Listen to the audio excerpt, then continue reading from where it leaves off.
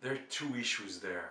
Obviously, China, after 3 decades of phenomenal growth, is much more influential. But where does it put its influence?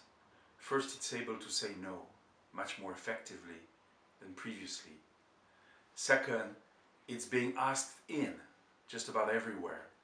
And the power, for example, today to grant or to turn down investments, no longer seeking investment in China, but making investments elsewhere, lending, that clearly is international influence.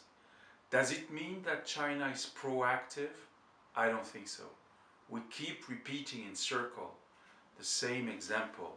China has created a development bank that is essentially a competitor to existing international institutions. That's one case. It's maybe 5% of China's actual investments or lending abroad.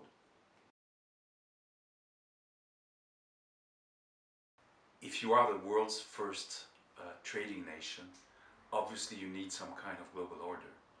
You need to protect your goods, you need to protect your citizens, increasingly you need to protect your investments.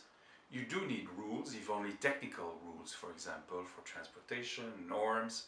You have to adapt your products. In that sense, China is a full participant in just about every nook and cranny of the global order.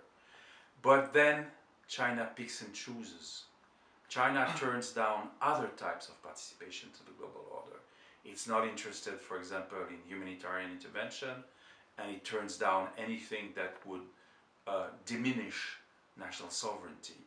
That makes it something of a reluctant stakeholder, as somebody once said after observing China for some years.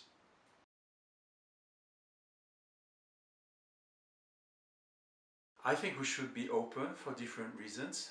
China has certainly a huge trade surplus towards Europe, but it's also increasingly an exporter of capital, and that's useful.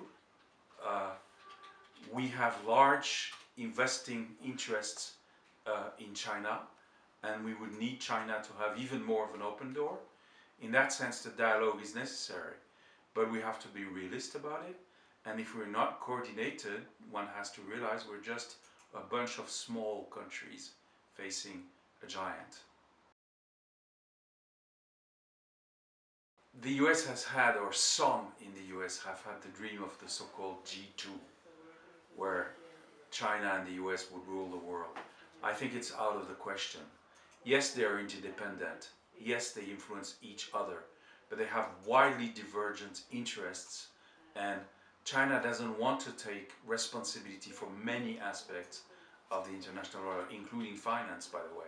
It's still heavily dependent on the dollar, in spite of its huge reserves.